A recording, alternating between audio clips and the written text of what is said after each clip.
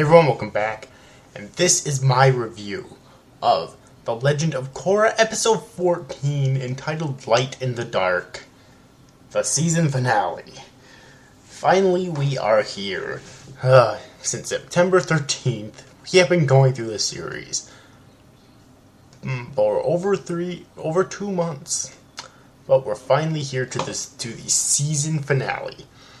Alright, so in all, the season finale could have been better.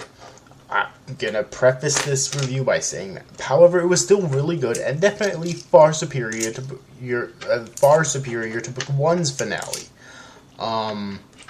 Alright. Then again, that's not too difficult. So, they're going in the right direction, I think. So, alright, so basically, like, visually, it's all there. It has been throughout the entire fucking series. Visually, it's fucking incredible. Okay? Perfect animation. Like, really. And the fight between Giant Korra and Giant Unalaq was mind-blowing. And one of my favorite parts of the episode, actually, it was kind of weird, and I do wish they explained it a little bit better, but it was still one of my favorite parts of the episode, was when Korra was about to be defeated, and Jinora floated down in like a beam of yellow light, and basically helped out, and one of my favorite parts about that, it's kind of funny, is that, her siblings and mother who were watching from afar didn't even really think anything of it. Her mother just yelled, "Be careful, Jinora!" And it's like, really? That's all you're gonna say as her mother? Like, okay. I mean, it's not like you could do anything to stop her if you wanted to, but that's all you're gonna say? Just be careful, Jinora? Did someone contact you and tell you that she was gonna be helping out or something? So you already were prepared? Like, really? What? So that, and of course that was just her spirit, that wasn't her body, because her body is still with Katara, alright? And after that, her spirit does end up disappearing, and it goes back to her body, and so then she does wake up for everyone.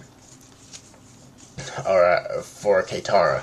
Alright, so that part's basically done, and in the end, of course, Unalaq does end up getting defeated, and Vaatu does end up being sealed away once again for another 10,000 years.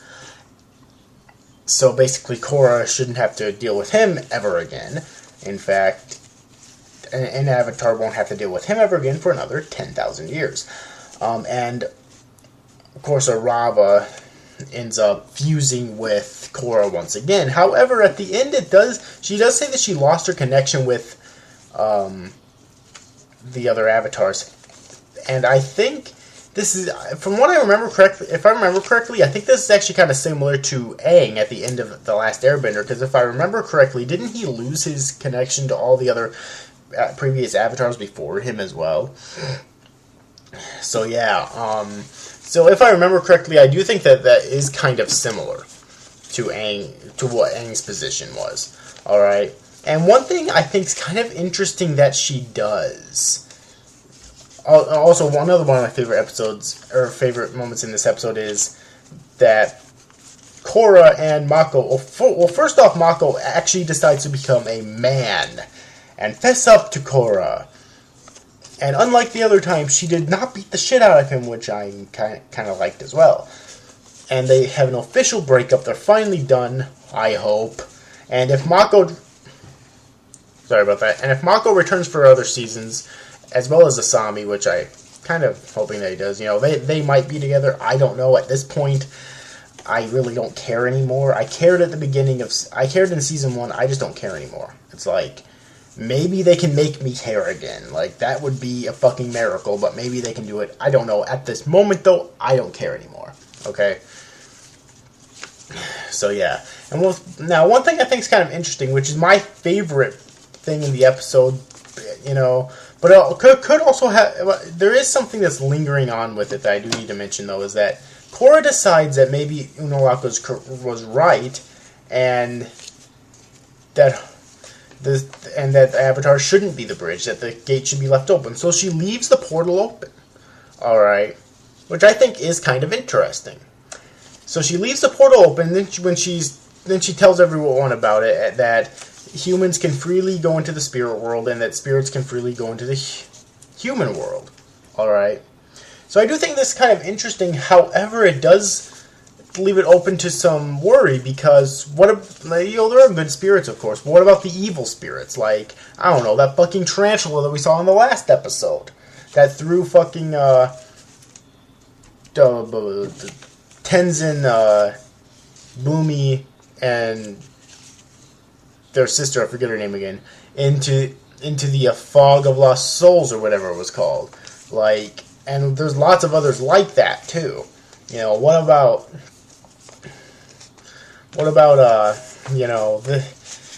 them? I mean, I'm sure Korra will be ready to act if any spirits decide to act out.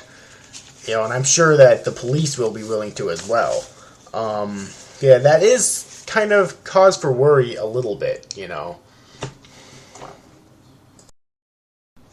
Alright, but it is still kind of interesting, because now, you know, one thing I was thinking about is that General Iroh could probably re-enter the human world if he wanted to, and meet up with his, the current Iroh, who I think is his grandson, if I'm not mistaken. Because the current Iroh is the... Wait, no, that would be his great-grandson, wouldn't it? Because... Oh, yeah, it wasn't because I think Zuko was the previous Iroh's grandson. And the current Iroh, I think, is Zuko's son, so that would make the current Iroh the previous Iroh's great-grandson, if I'm not mistaken. Alright, so yeah. That would be kind of interesting, if he wanted to, of course. So yeah, that's pretty much all I have to say about this finale. I did think it was a really good finale, of course. There were a few things. Also, like, it still did not explain what Unalaq's true, like, motives were. Like, because he said he wanted spirits and mortals to live together in peace, which is a noble pursuit, you know.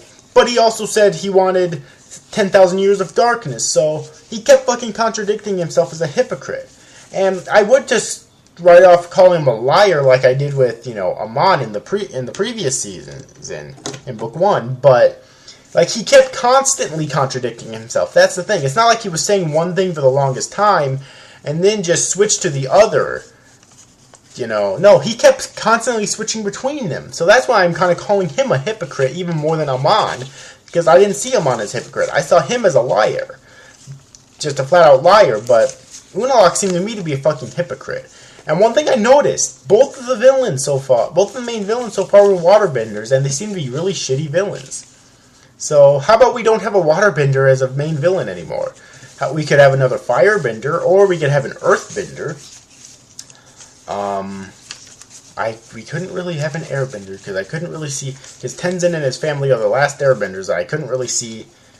Or his children, rather. I couldn't really see any of them being the main villains. Especially his children, but I couldn't see Tenzin being the main villain either. So we couldn't really do an airbender, unless there's like a secret airbender hiding out that no one knows about, you know.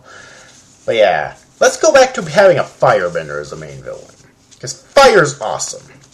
And they can bend electricity too, and electricity is even more awesome. So, yeah.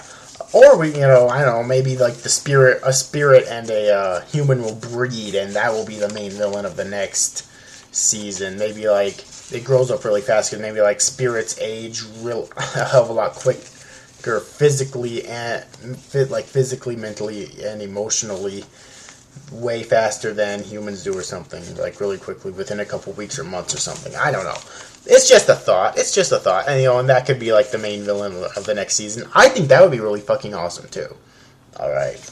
Although the name of the next book, I think, is Fire. If I'm not mistaken. Even though, you know, the last one was Fire, but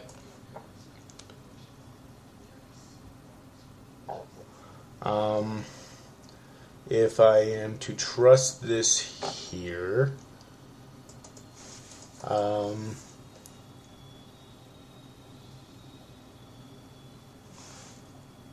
God damn it.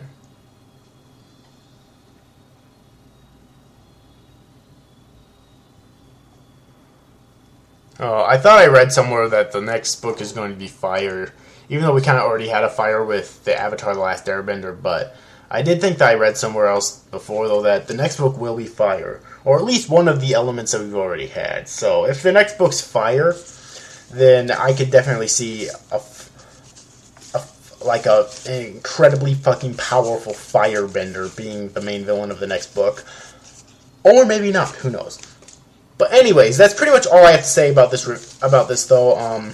Overall, I thought it did have its problems. It could have definitely been better, but I did think that it was a really good finale.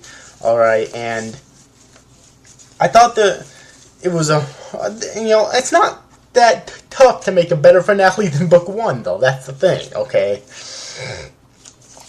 Yeah, and overall is really all I have to say. So I will make my review of this book 2 as a whole, hopefully whenever I get a chance to.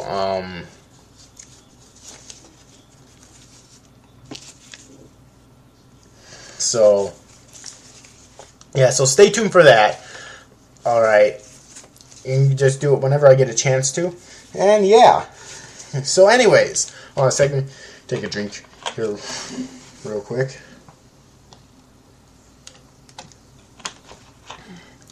So yeah, but anyways, overall, hope you enjoyed this review, guys. He's after, guys. Thanks for watching. Bye-bye.